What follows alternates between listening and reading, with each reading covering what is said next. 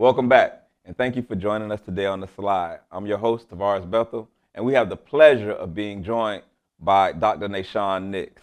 This podcast aims to normalize important discussions that are required for our community centered around education, justice, social systems, and economics.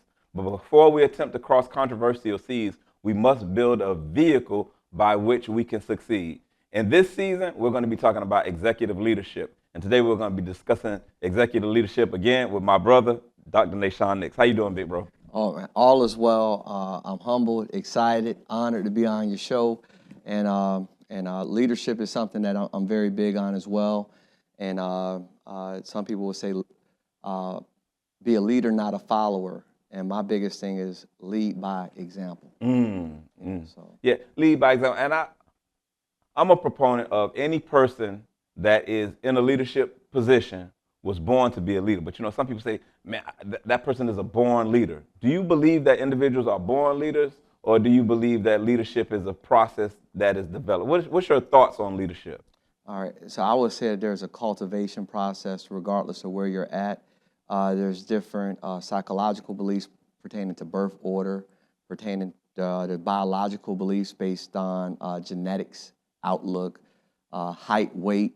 For me, as someone who teaches martial arts to some of our most at-risk youth, what I share with their parents is that only the best 11 are on a football field. Only the best 5 are on a basketball court. But in martial arts, everybody has an opportunity to lead. Because at some point in time, you will be the center of influence. And when you start looking at leadership, one of the things I share with them is that your child is no longer allowed to wear a mask. We're past the COVID experience. And mask is like kind of covering up who your authentic self is. And specifically working with a lot of children with ODD, opposition defiant, EBD, emotional behavior disorder, ADHD, attention deficit hyperactivity disorder. If a child is on a medication and they receive that medication at 7 a.m., by the time they come to Dr. Nicks at 3 p.m., that medication wore off. So now I get a chance to work with that authentic child and see how we can help them cope and identify with their natural leadership. That sounds extremely difficult, right? Because once that medicine or that medication wears off, which was intended to correct or adjust the behavior, now how do you impact that child, right? What is your strategy in order to allow you to have access to the mind of that child, understanding that that child is now going to be operating in their authentic mode? So, psychologists say that every relationship is built off of trust. Every relationship is built off of trust. Either like influencers, right? When you have influencers, if you see them with like State Farm insurance, well, the likelihood of you actually paying attention to that commercial because this person is identified not necessarily as a leader, but an influencer, they're going to lead people to that website. Subway,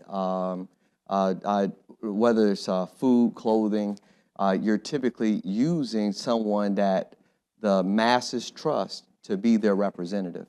For me, I'm more of, I'm coming to your living room. When I see your dad pick you up every day, man, Mr. Jones, you know what? I just want to tell you, it's always a pleasure to see you. I love what your son is doing. I love what your daughter is doing. And when you come to pick them up, it does my heart justice.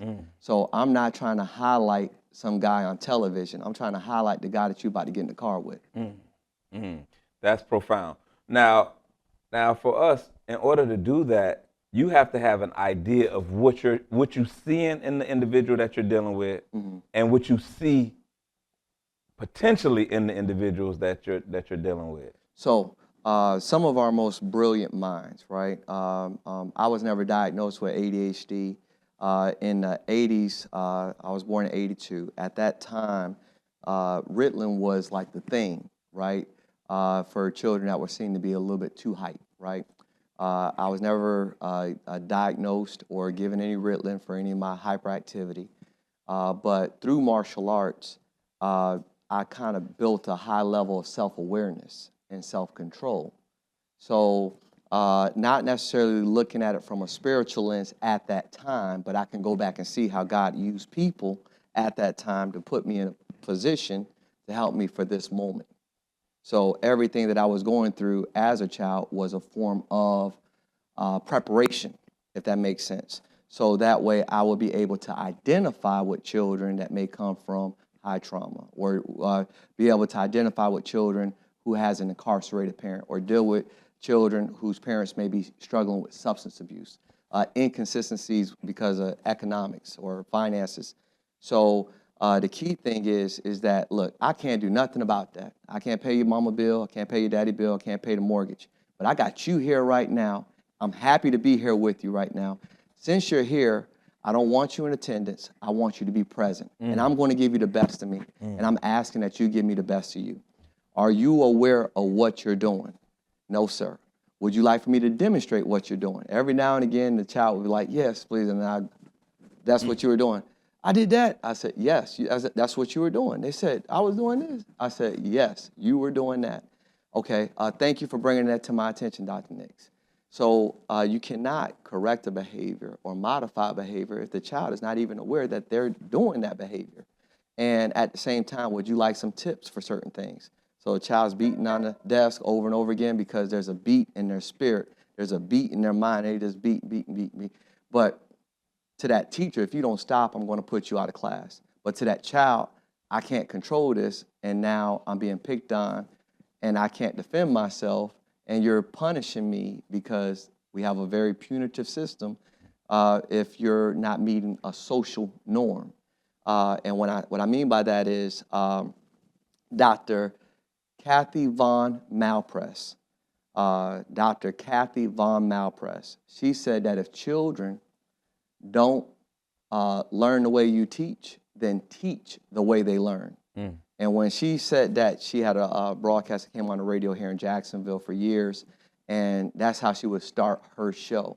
And that transformed my way of thinking to where, like, okay, now I'm going to use the martial arts modification to help them identify their awareness, identify their learning style, and then be able to track and measure data. So that way I can feed that to their parents, their teachers, the schools, and to that child, to where instead of you being a case study, I need you to be empowered by the information that I'm gathering, and I need you to know you. I need you to know this about you. You know, these are your strengths. These are some of your weaknesses. And if you would like to submit to the leadership that's being displayed before you or modeled before you, we can help you overcome some of these weaknesses. Yeah. It sounds as if, though, as you study yourself, you help to identify some of those things or some of those strategies that will be effective at adjusting that behavior in those young people that you interact with. How much of you goes into that process when you see those individuals and you cultivate plans to help them develop? So when you say that, I'm going to have to go to a higher purpose. I'm going to have to go to God to that. For me, my faith leads me in every direction. I'm going to use Christ-centered principles in that regard.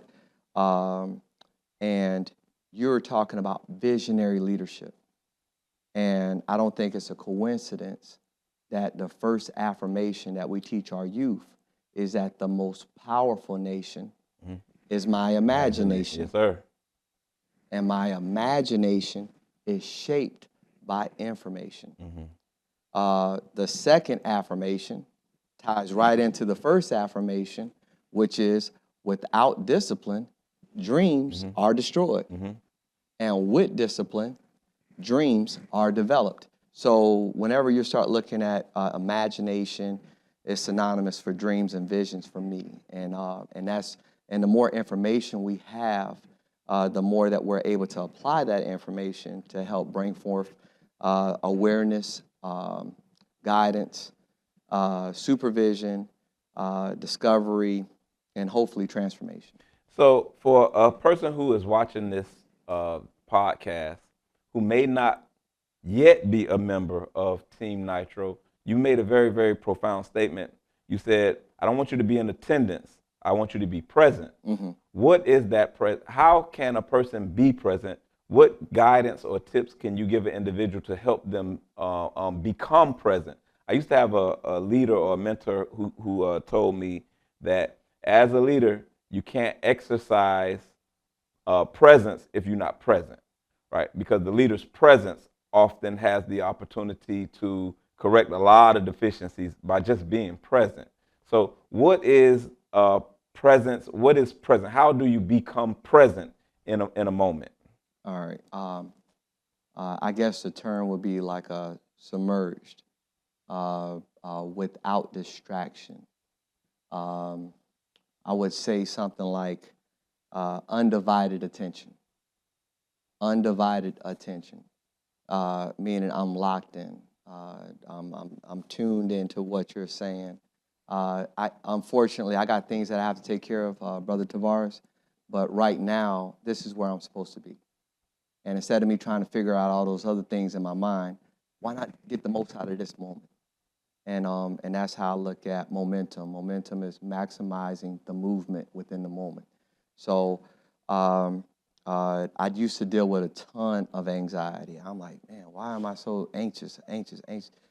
And through mentors and teaching, reading, research, I've been able to identify my anxiety, and then at the same time be able to submerge myself into those moments, if that makes sense.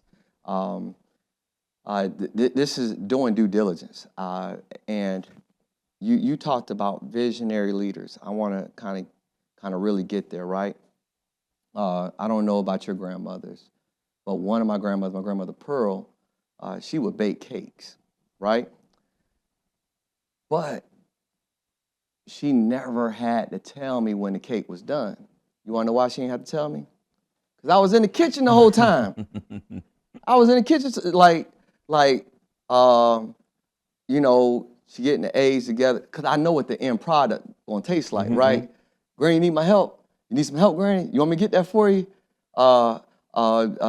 Can you steer this for me? Can you do that? Like, she was giving me something to do, but she didn't make it seem like it was an assignment. She made me feel like I was a part of collaboration. So, and then even though the cake was cooking, the bowl had to be clean. You want this bowl before I throw it in the dishwater? Because you gotta rub your finger. Hey, come on now. Hey, put your whole hand in there. You know what I mean? Yes, you know what I mean? And so she found a way to captivate my attention within that 2-hour time frame, that 3-hour time frame, where it wasn't about what was on TV. It wasn't about what my cousins were doing. I knew that when that cake was done, I was going to be ready. But I also played a role in the process, and I felt like I wasn't getting on her nerves. I wasn't making her upset. I felt welcomed. I felt like this is where I'm supposed to be. And those are the type of moments I like to create for our children. So a lot of times for me, I don't like to go outside of the family until I have to, because I try to work. All right, let me trail back. My undergrad is in education. I graduated from Edward Waters College, now Edward Waters University, with a degree in education. Out of all my student loans, the one thing that they said that a good teacher needs to do is build on prior knowledge. Build on prior knowledge. It's not your prior knowledge. It's building on who you're teaching prior knowledge. And I feel like leaders are educators, whether they like it or not. And with that, they're almost like a physician, because this word educo, what happens is it also means to make an injection, like a surgical injection, right? But it also means to hold that scalpel to make a incision or a cut. So a good leader is like a great physician that's able to share information and at the same time override false information or information that's counterproductive.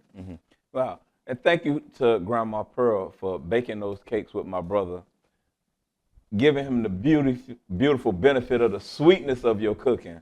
But as we talk about visionary leaders, as you was talking about Grandma Pearl, it made me think about my grandmother because I wanted to.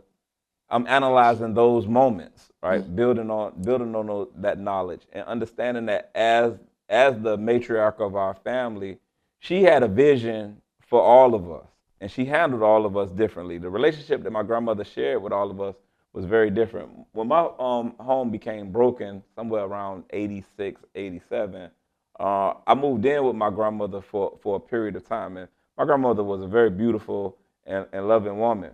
She didn't play with me a lot, though, right? She didn't play with me a lot. She dealt with me based on what she understood that I was experiencing, and she handled me like an adult.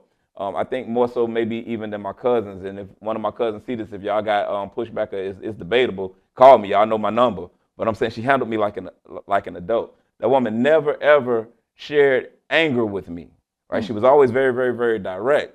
But it was one day I was trying to get something from her, and she was in the phone. What I didn't understand about her was that she also was a very, very astute praying woman, and she ran a prayer line. And so I came in the kitchen one day, and I wanted my need met. Right now, she had a poem on the back of the two poems that I was raised reading every single day: Wings and Footsteps. If you love something, set it free. If it comes back to you, it's yours. If it doesn't, it never was. Wings. And footprints. Everyone's familiar with footprints. There was two sets of footprints in the sand, and then there was one. God, why did you leave me? That was me carrying you, right? Footprints. But anyway, so as I went into the kitchen this particular day, I was trying to get her attention because it was something that was really on my heart and I wanted. And she said, "Child, get away from me," right? And when she spoke to me in that manner, I didn't really, it kind of froze me for a minute. My grandmother had never ever spoke to me like that. Once she was finished praying, she came back to me and she said, "When I'm busy in the spirit, you have to respect what's going on, right? You have to give me my space in order to be able to do that." She said, "I did not mean to offend you or hurt you," right? That for me, just leadership wise, as she was leading in that moment, she was teaching me that sometimes you have to learn how to respect individuals, what they're doing, and what they got going on. You can't make your concern greater than the concern of the individuals that you are attempting to use to accomplish your goal. Because I was needing my grandmama to do something for me, but I was prioritizing what I wanted for me over what she was giving to the people that she was assigned to assist in that moment. It was a lot of lessons like that came from my grandmother. As leaders, we have to have a vision for the individuals that we lead, right? And that vision has to be built on what their capacity is, or like you just so eloquently articulated, built on the knowledge, on prior knowledge, or the knowledge that already exists within the side of that individual. What is a visionary leader to you? All right. A visionary leader, all right. I'm going to go back to my grandmother Pearl, right? And by the way, she's in heaven now. And may God be pleased with her. I got a chance to speak her eulogy. I'm her oldest grandson. Yes, sir. So, and what she would do is, my favorite thing that she baked, in addition to all the cakes, was banana nut bread. Brother Tavares, my grandmother would buy fresh bananas, set them in the kitchen in the center of the table, and she'll let the sun hit it every day, right? Boom. And I'm like, okay, what are we doing here, Granny? These things about to have gnats popping up out of them, bam, bam, bam, bam, bam. And I'm like, Granny, these bananas are oozing. Like, what is really going on here? We need to throw this in the trash. And she says, no, it's a process. That's when the bananas make its own natural sweetener. So when I bake the bread, you can taste the flavor. So when I would catch a flight from New York to Jacksonville, she would send me with 2 things of banana nut bread because I'm going to eat one before I get to my destination. Then the other one I would share with my family when I got back home, right? But she knew that about me because I loved her banana nut bread. So to answer your question, a visionary leader can turn trash into treasure. Mm. Mm. And unfortunately, I don't know. I get a lot of folks that identify trash as trash, you know, but every now and again you can kind of hear somebody, I guess whether you want to call it a vibration or a tune, like, oh, they get it, like Young Dolph. I can't speak for every lyric that he's ever made, but he said something that registered me. He said, I turned dirt into diamonds. Mm. That's major. Mm-hmm. Mm-hmm. Yeah. So I'm like, whoa, that's major. Like, you know, people are like, man, I got it from the mud. But he said, turn dirt into diamonds. Yeah. That's major. Yeah, hey, that's real. My homeboy, shout out to Young P, Level 89 Studios, Philadelphia, Pennsylvania. He got a song with Philadelphia Freeway they never released. It's called Tour de Illest. Man, when you get in your car, go listen to Tour de Illest. I've been telling people for a long time they should have released it. But anyway, but in this song, kind of like what you just said about Young Dolph, it's a verse that Freeway got, and Freeway say, my man remains anonymous. He makes paper from bricks. I'm thinking he's a magician. It's a cold bar to me. But to your point, and that's what we need. We need now, our community now craves individuals who have a vision, right? A vision for our community. The vision that currently exists in our community, it don't work, right? And that's just my opinion. The vision for our community, whoever is that individual that's sitting around thinking of the things that will impact our community and the outcomes that our community face, it ain't working, right? So now we need a vision based on the knowledge that exists of what's going on in our environment right now, with the resources and the potentialities that exist in our community. We need visionary leaders who can take the understanding of the reality of where we are to help us get to a new reality. Because the reality as it stands, you know, and not to sound grim or dismal, but we know that we can do better, right? We can do better in our communities, right? We don't need to have to beg the city even to come and pick up the trash that's out in front of your house, right? I can go and sweep in front of my house. I don't necessarily need a budget allocated for street sweeping, even though it creates jobs and it will be excellent. But that should be in addition to what I'm already doing. It shouldn't be what I'm relying on in order to be able to make sure that my environment is attended to. We need visionary leaders. When you look at the condition of our community, what do you see? What is required out of a leader for our community in order to be able to improve the quality of life and the conditioning of our community? All right. So I'm not trying to insult anybody's intelligence, right?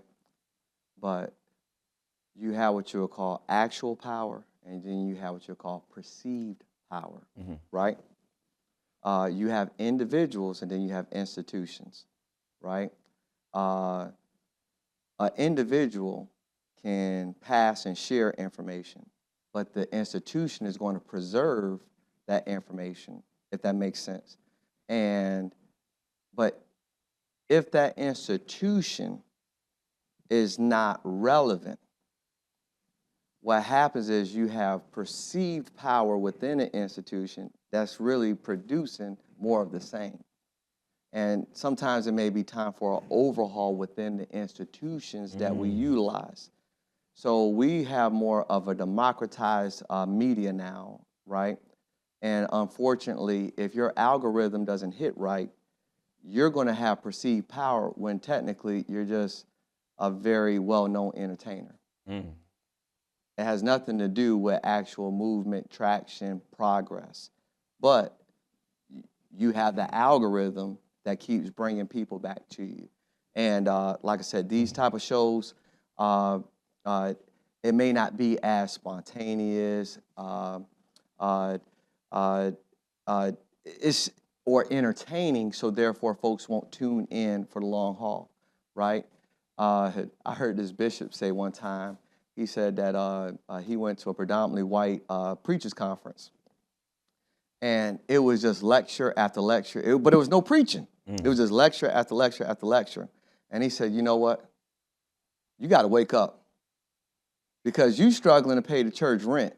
They got people donating $10,000 to put a little brick.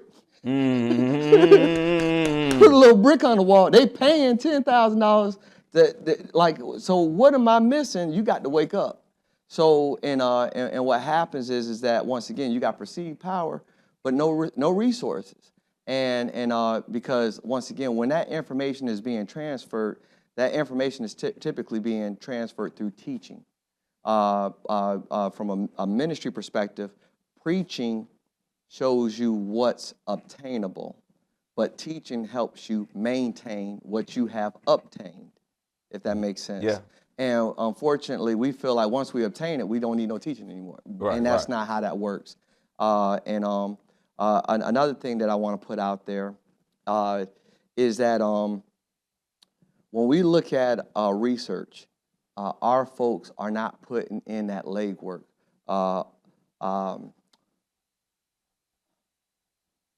All readers may not be leaders, but all leaders are readers. And we're not taking our time, because if you're looking for ChatGPT to pull something up, you haven't done your due diligence, because ChatGPT is only going to pull up what's within that algorithm based on the framing, based on the server, based on the internet connection. Whereas if you actually did the legwork and the research in the tangible book, you as long as you got it, they can't take it from you. Right. If that makes sense. And I like to tap into research from folks outside of those that I learned about in college. So I call it my public education and my private education. I have a library within my home. You know what I mean? So if the public library is closed, that don't. My private library is still open. Yeah. And I share with children. There's a constant state of learning, and I don't mean any insult on your statement about visionary leadership. Culture, and I didn't come up with this quote. Culture eats vision for breakfast is one. I didn't come up with that quote, Yeah. but culture will eat up your vision for breakfast. So we do have folks within our families, within our neighborhoods, within our communities, within our schools that have great vision, but the culture won't receive it. Or the culture is not ready. And culture, in my humble opinion, is short for cultivation. And we got to make sure that we're constantly sharpening our tools, sharpening our minds, and I think research complements that. But it may not be done in the masses. It may be in some one-on-one experiences. Yeah. So when we think about it from the visionary leader perspective, right? You say build on previous knowledge. Culture eats vision for breakfast. That's profound, right? And I done said that's profound about 3 times, right? So, because I'm with a profound brother. But anyway, right? So now, It take one to know one. and he the one I know, right? So now, but let's look at it, because that's profound. And I'm saying it in this manner so that way those who follow on the podcast up to this point, we trying to get you to understand some things, right? We're going to build entities based on previous knowledge. You can have an individual with a vision, right? But if that person with a vision don't understand the culture is going to consume the vision. What is our culture as a community? I'm talking just because I know we're in America, right? We're a culture within a culture. We're a culture within a culture as Black people in America. But what is the culture of our community, right? Because we know that culture is art and language and food and all these. So what is the culture of the Black community? Right now, to be honest with you, I still believe that music is the biggest vehicle that we have, but I would say live entertainment. I would say live entertainment I'm going back to Earl Simmons, DMX, Darkman X. That alone should tell you like who would name themselves dark, and he's not talking about the color of his skin. You understand what I'm saying? So, and then how can he go, I think 5 times platinum or whatever, and all he's rapping about is darkness. Right. Right. But he finished every album with a prayer. Right. Come on. So it's just, it's a dichotomy, but with that, I feel like when we have a live audience and the ears have been opened, that is the best time to transmit substantial, empirical information. Now that I got your ears open and I have you present, let's make the most out of this moment. And now we got some momentum. Yeah. So now when you think of it in that framework, we have a culture that... So, all right. So let me break that down a little bit more, right? By any means necessary. Who is that? Malcolm. Okay. All right. But where do we apply that? Only when we're in violent conflict with one another. So the application is misused. So like I said, it has... That's where the culture eat the vision. So the goal is, we know who left the breadcrumb. We know who left the breadcrumb. We know where we can find the breadcrumb. But we're not applying any of the information that was left by the person who left the deposit. So I'm going to go back into the culture again, and then looking at it from, I look at cadence, and I look at rhythm. I look at drum majors, which goes back into Martin Luther King. So I think those are like little small fabrics that if we have the right cadence, we have the right drum majors, and we have the right rhythm, we can make up for lost time.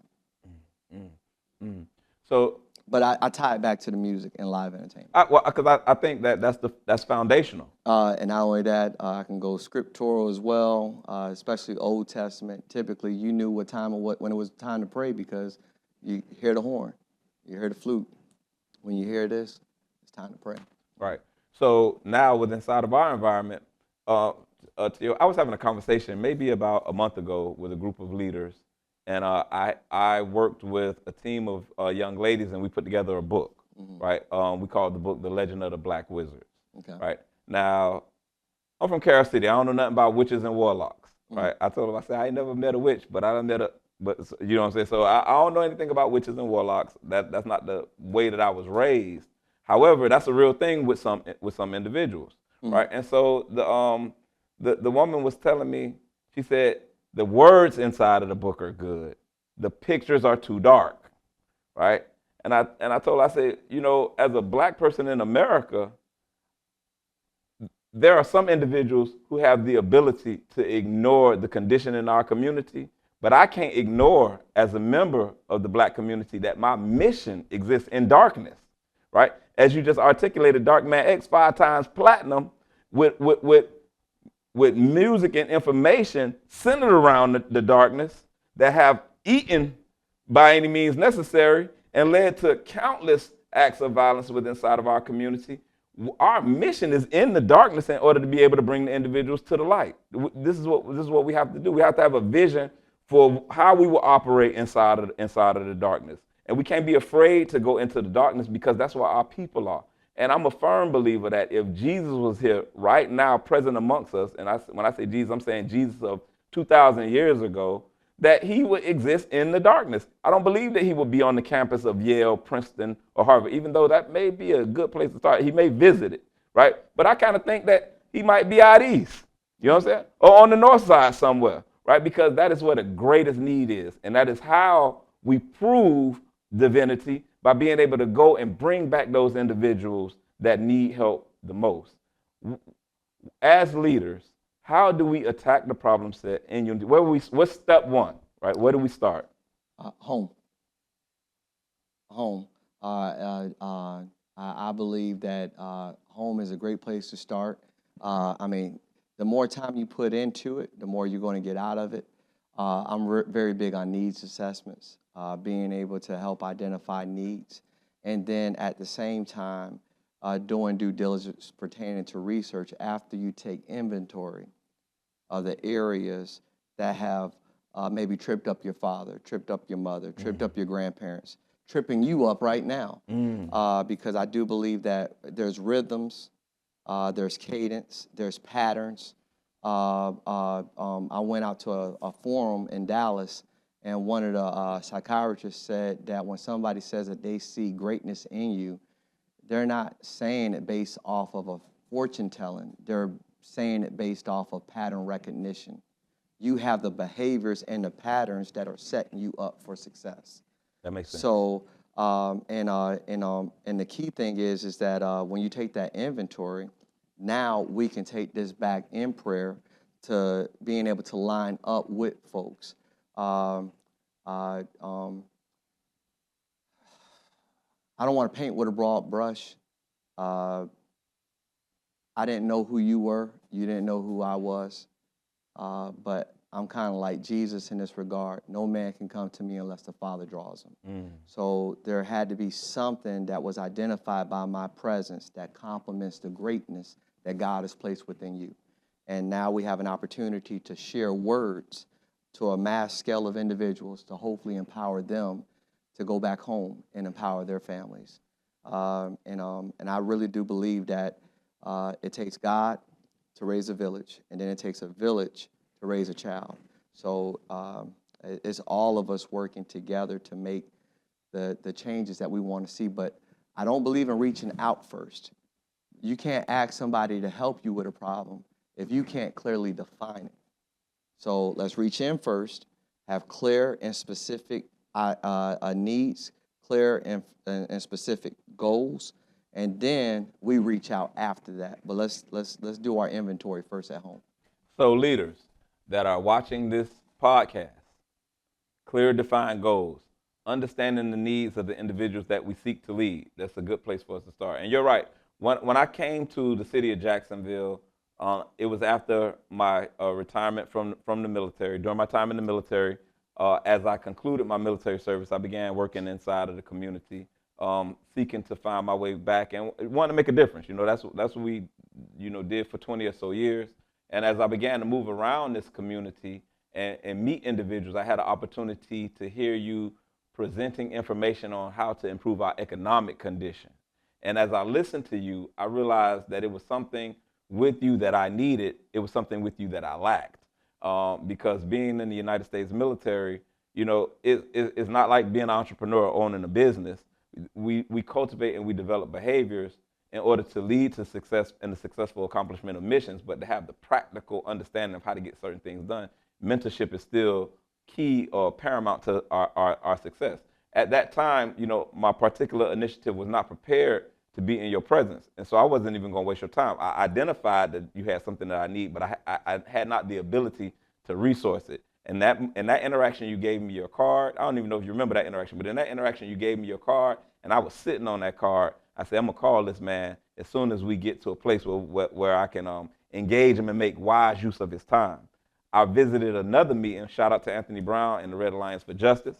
And during that time period, you were campaigning for school board. And when I heard your campaign for school board, when I heard you articulate your position, in that moment, I said, no, I would have been a waste of your time if I would have contacted you before my platform was ready. But I can give you some of my time in order to be able to cultivate, relationship capital, because when you see somebody doing something and I identify as this is the thing I believe that we need, right? It's a wonderful opportunity to have an opportunity to come out there and help. And so, during that time period, we came down and we did a little bit of canvassing with you during your school board campaign, and it led to the relationship that we have now. And for myself, and I'll tell anybody who has the opportunity to know me, I run my mouth a lot, right? And people would almost mistake that for ministry or teaching. I'm not a minister. I'm not a pastor. I'm not a teacher. I am a militarily trained instructor. I am an instructor by trade. What is my strong suit is being able to identify models of behavior and helping to cultivate a strategy by which we can take that behavior or take that model and replicate it in other individuals. Because there are things, and that's why I asked you, how much of you do you see in these processes? What is it that feeds into that? Because now what you've done is you've created, in my humble opinion, you've created an example by which a young man that is wrestling with some of those same things that you fought through can model those behaviors, and then they can grow into a leader that we require, a leader that we need. We need more individuals committed to the process of developing themselves in order to set the appropriate examples. And those individuals who are currently exercising leadership, please, the vision that you have when you are engaging with your subordinates, the vision that you have for their development, what you see in them based on the knowledge of what currently exists inside of them, of their skill sets and their gifts, your ability as a leader to create the environment or create the experiences that will be required in order for us to succeed is going to be nested with your ability to be able to adequately highlight the gifts of others. That's what makes us leaders. I'm not the leader because I'm out there and I get all of the shine. I'm not the leader because people celebrate me or because I wear a nice suit or because I brush my hair or because I got a mouth full of gold teeth and big chains. That's not what makes you the leader. What makes you the leader is your love, your compassion, your understanding of what is required and how to adequately use those individuals with the gifts in order to bring it into existence. Our problem, in my humble opinion, is that we're so self-focused with our leadership style because we believe after 400 or 500 years in this nation and a couple of hundred years of our experience with religion in this nation, as we all seek to model the behaviors of Christ, it's sometimes what we really want to be that, you know what I'm saying? Maybe even a little bit more than what is healthy for our community, right? When Christ said, let he who is chief amongst you be least amongst you, right? And I definitely see that in you, Chief, right? I see how you serve our community, and any opportunity I have to introduce our community to amazing leaders like yourself, that is what I am committed to do. So as we bring this experience to a close, what guidance would you give to a leader to help them improve the accuracy of their vision? All right. Without discipline, dreams are destroyed. God gives everybody vision, a dream. It's biblical. In Acts chapter 2, I pour out my spirit upon all flesh, your sons and your daughters, bond and free. So there's no exemption, there's no race, there's no nationality. And black people are so gifted with witty ideas, but we lack the discipline to see it through. We lack the stamina to see it through. And I look at IDEA as an acronym, is basically individual dreams engaged in action.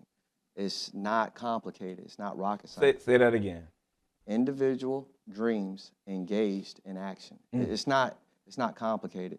So the goal is to get everybody activated. Once you're activated, a friend of mine was telling me about someone who got money from the city of Jacksonville. Can you believe they got this? I said, I don't have time to hate on anybody. If they had to do what I have to do, I don't have time to even think about that because I'm so busy trying to fulfill what God has put in me. I don't have to, like, if you understand what I'm saying, and how you saying with the city, I'm trying to expand into every city in the United States of America, rural and urban. So So when you're caught up in your dream and you're caught up in the vision that God has given you, you don't have time for all the negative rhetoric per se or things that are competing with your attention. With your permission, I would like to share this one thing with you. Last story, if that's okay. Yes, sir. Lord knows I love my nephew, right? My nephew was suspended from school. He loves to play basketball. He got suspended the first day of basketball conditioning and which goes into trials. He admitted that he made a mistake. This would not be a behavior, meaning that this is not something that you will continue to practice. I said, well, what I'm going to do is I'm going to meet you at 5 o'clock in the morning to give you conditioning. So when you do get back to school, you can compete for your position, and you'll be ahead of everybody else because they ain't going to do with you what your uncle's going to do with you. So we went running and training on the north side of Jacksonville, up and down Main Street. I ran him to the day labor pool by Main and the 18th at 5 o'clock in the morning. I said, look across the street. There's nothing wrong with any of those men. But those men are here because they have to be here. And the work that they're doing, it doesn't require a background check because they made some bad decisions that they allowed to become behaviors. We're here at 5 a.m. because we want to be out. Then I took them all the way up to Main and close to 46th Street. There is Evergreen Cemetery. I said, but if you keep making bad decisions, the clock will go out. And any dream that God has given you will die. So I need you to keep pushing yourself. I said, are you tired? He said, yes, sir. So I took it up a notch. Then we went running back to where we started. And he said, oh, we need to go this way. I said, you want to go this way? So you want to lead me? He turned down the wrong street. I knew he turned down the wrong street. He was already tired, but he made the journey longer because he was tired. But I said, I'm going to let you lead me. And when you're done, I'll take lead again. Because I need you to know I'm with you every step of the way, and I'm not asking you to do something that I'm not willing to do too. Leadership. But I'm not going to be able to do this for a long period of time because of my age. I wish I could have started with you like this earlier. But now that I have this opportunity, I have to make every moment count.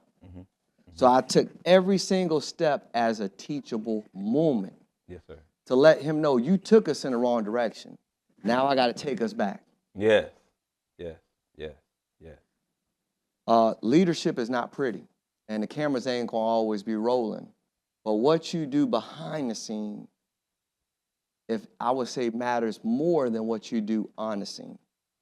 And thank you for just giving me the opportunity to share that experience. And I'm so proud of my nephew. He's going to do great things, and I look forward to seeing him on TV and hopefully in the NBA someday. Yes, sir. Yes, sir. And holler at me one time for that boy, Coach CY, University of Miami Associate Basketball Coach, coming to a theater near you. When they come to town, we got to link them in together. Last thing I want to say as we close, as you were speaking about leadership and leaders being able to do those things when it's necessary, I want to also be able to shout out Pastor Leo Dawson, right? Phenomenal. Preacher Dawson. Whenever I go somewhere in this community, I see Pastor Dawson picking up trash, setting up something, breaking something down, moving in humility and in strength. It's that type of leadership that is going to get us where we got to go. Last thing, we now, as a cohort, we are the men and women that have been assigned to this problem set on the planet in order to be able to correct conditions detrimental to the readiness thereof.